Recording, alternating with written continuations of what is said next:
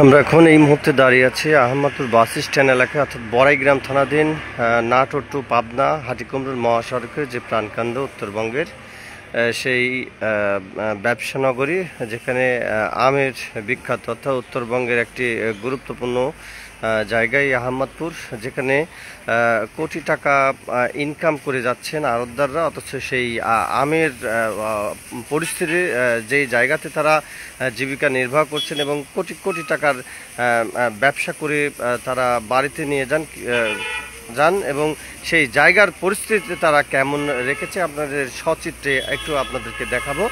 আর ডেঙ্গুর একটি আস্তানা এবং দুর্গন্ধে কিন্তু সাধারণ মানুষের যাতায়াতের অনেকটা অসুবিধা হচ্ছে। এবং আপনারা জানেন যে এই আহমদপুর এলাকায় বেশ শিক্ষা প্রতিষ্ঠান রয়েছে, কয়েকটি শিক্ষা প্রতিষ্ঠান সহ গুরুত্বপূর্ণ প্রতিষ্ঠান রয়েছে এবং সেই প্রতিষ্ঠানের মানুষ, অর্থাৎ লক্ষ লক্ষ মানুষের যাতায়াত রয়েছে।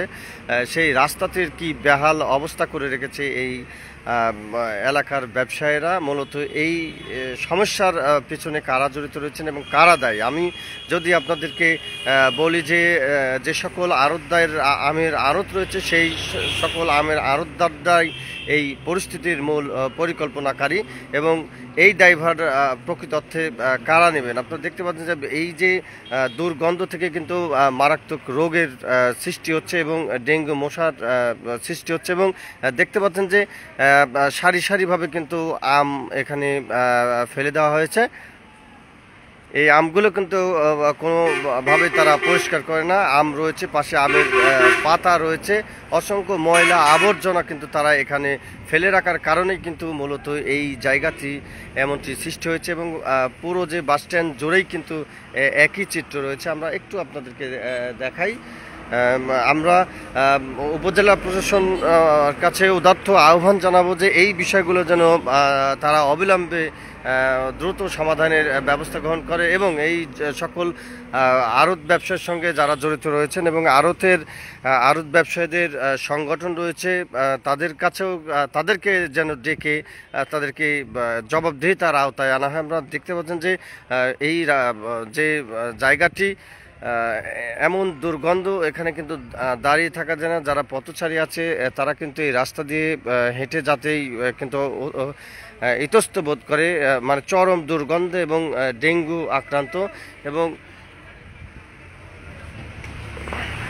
মূলত এই জায়গাগুলোই নিয়ন্ত্রণ করে যে আমের আড়তগুলো রয়েছেন, তারাই এই জায়গাগুলো নিয়ন্ত্রণ করে।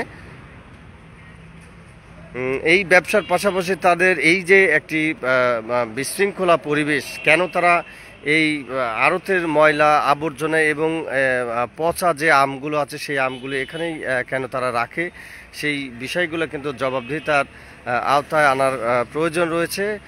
সেই বিষয়ে আমরা উপজেলা প্রশাসনের কাছে উদাত্ত আহ্বান জানাবো যে বড়াইগ্রাম উপজেলা নির্বাহী অফিসার তিনি যেন অবিলম্বে এই জায়গাগুলো পরিষ্কার করার উদ্যোগ নেন এবং যে সকল আড়তের ব্যবসায়ীরা রয়েছেন তাদেরকে জবাবদিহিতার আওতায় নেন এবং তাদের দ্বারাই যেন এই জিনিসগুলো পরিষ্কার করে নেন।